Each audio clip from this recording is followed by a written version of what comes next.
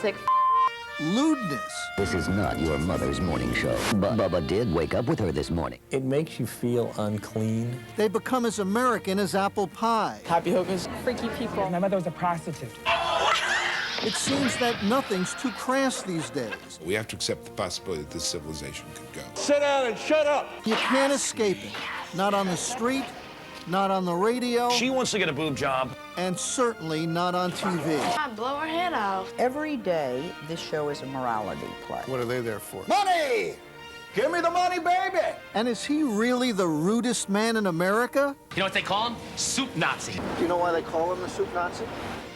Have we gone too far? Rap music is destroying the black community? Yes, it is. Then what was it before? It was my music.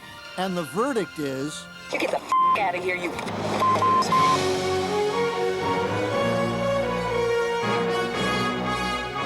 CBS reports. In your face, America. With CBS News correspondent Bernard Goldberg. Everyone's talking about it. Incivility, that catch-all word that describes how rude and vulgar we become. And unless you've been vacationing in some distant galaxy, you've probably noticed it yourself, that there's an awful lot of crudeness out there, on the street and all over our pop culture. Is it because we're simply more honest and less stuffy than we used to be? Or have we become an in-your-face America? Don't we have a parent-teachers meeting coming up? Oh, yes, it's the first Tuesday of next month.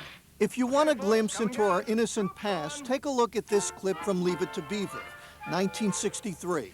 Beaver, take Miss Lander's arm. But gee, Mom, she doesn't have any clothes on it. That's how we used to be in America. And this is how we are. Unfortunately, you are a sick We should have sex to ease our tension.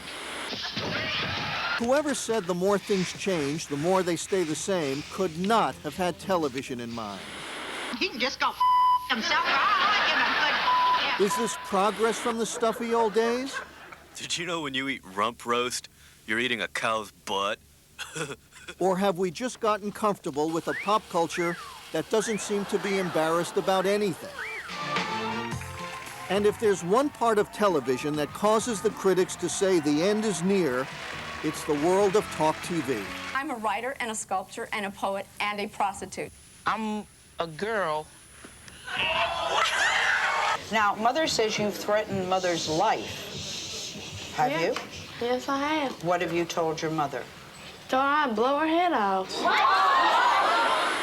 There's a very real sense in the land that we've gone too far. We've gone way too far. We've gone over the edge. Bill Bennett used to be the Secretary of Education, whose collection of stories about morality, his Book of Virtues, became a giant bestseller. You've compared some of these TV talk shows to the goings-on in the Roman Colosseum 2,000 years ago. That preceded the fall of one of the great civilizations in all of history. Yeah. What are we suggesting here? History tells us great civilizations can come and go. We have to accept the possibility that this civilization could go. When I go out in the country and people talk to me, they don't talk to me about this bill or that bill or something that Clinton's doing or Gingrich is doing. People say to me, are we going down the tubes? And the answer to that is maybe. Well, the point is... Hey, you let that come out of your mouth one more time. You will have it. It's America's blue-collar circus, and the people outside can't wait for the games to begin. We like the ones where everyone starts arguing. I guess that's all of them. The divorced husbands, cheating, bad teens, Happy hookers. freaky people. It's just fun to, like, watch people make jerks out of themselves on stage. I'm not a lesbian. I didn't have lesbian sex with you. Why did you think he was a guy when you did sleep with him? Jerry Springer, the former mayor of Cincinnati, whose show speaks for itself. So I danced for him, and then he handcuffed me to the bed, and I mean, the sex was marvelous, but I had no idea that this was a woman. Springer didn't want to talk to us about whether his show and the others like it are so bizarre and so deviant that they go beyond bad taste to actually being bad for America. So we found this interview he did with CBS News 2 years ago. They're regular people. They may not make as much money as a William Bennett or live in the same neighborhood or have gone to the same schools, but that doesn't make them any less important as people. I promise you, more destruction, more hurt and pain has been leveled on the children of America by the people who hold press conferences in Washington than has ever been leveled on them by a silly talk show. It makes you feel unclean to watch those shows. I mean, Bob Greene is an author and columnist for the Chicago Tribune. there's something in traffic that's called a gaper's block, which means when you're driving by a bad accident, traffic backs up because people stop to stare at the bad accident. First, I'd like you to meet Christine. She's already seen her 18-year-old son dressed as a woman. Here he is, Chris.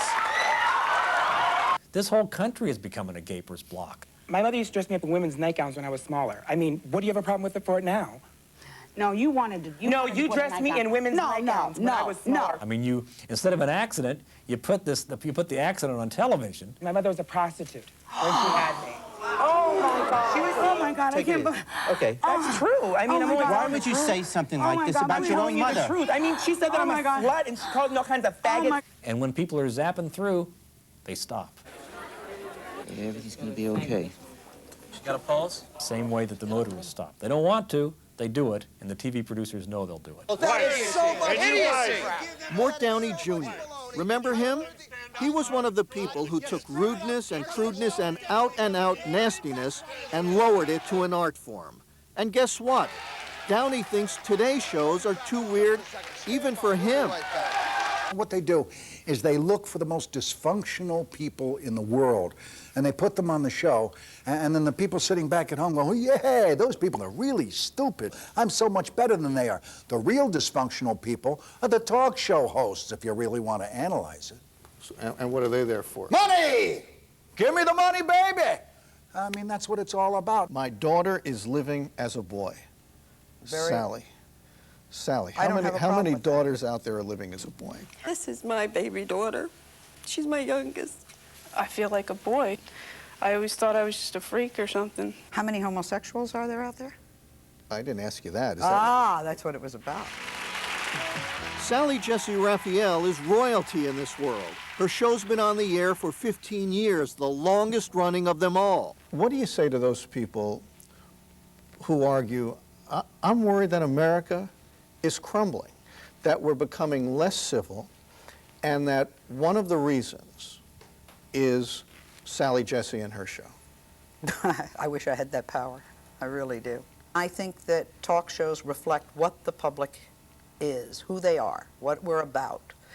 I mean, if you want to go back to when Dick Van Dyke didn't sleep with his wife in the same bed on television. No. If you want to go back to when men wore suits to baseball games, which is what some of the critics want us to do, return to those thrilling, not so thrilling days of yesteryear, we can do that. Homosexuality was one of those topics we didn't discuss. Today we discuss them. Is that what it comes down to, that shows like yours are more honest than they used to be? Absolutely, shows like ours are more honest. Yeah, in the 1950s and before, and the coat and tie at the ballpark age, yeah, that hid a lot of society's troubles. But it was there for a reason. That thin veneer was there for a reason. Because it made us a better people, made things seem better. And now that that's gone, things seem a lot worse. But Sally Jesse looks at the exact same pictures and sees a very different past. Those days were not great days. And if you really know your history, we were addicted and we thought it was some bum on the Bowery. We had social diseases. We even whispered the word divorce. We were repressed, and now we're not as repressed. When did you first realize that the 15-year-old babysitter was having an affair with your husband? One day, I found a letter in our house, and at the bottom of the note was a little heart, and it had his name and her name and my kid's name in there. You know, I was quite pissed. I was ready to kick some butt, you know? I think this is the place where they know that it's all right to speak their mind. So you think as long as people are speaking their mind, that is civility, that is being civil? Yes. Sally, I'm sitting here with you, and it's almost like being in the presence of a broadcasting Mother Teresa.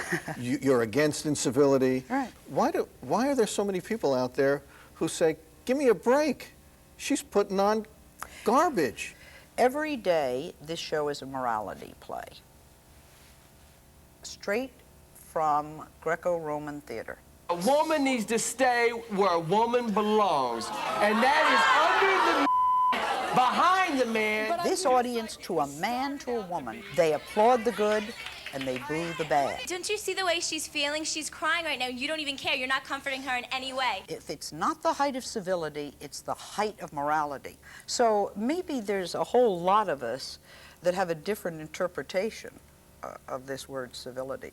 But do you understand the point I'm making, that you're sort of making fun of the old days? And a lot of people out there say, given the kind of stuff we have today in our popular culture, square isn't the worst thing you could be. Are they onto anything when they say that? I won't give them an inch. I will not give them an inch. In olden days, a glimpse of stocking was looked upon as something shocking. Now, heaven knows, anything goes. Coming up. Somebody just insinuated that I'm evil for giving away boob jobs. Can you believe it? Send the girls over. Chelsea and Hillary are gone. He wanted to be a minister. My mom got everybody in church to listen to this program. You know, she feels like she's got Charles Manson as a son.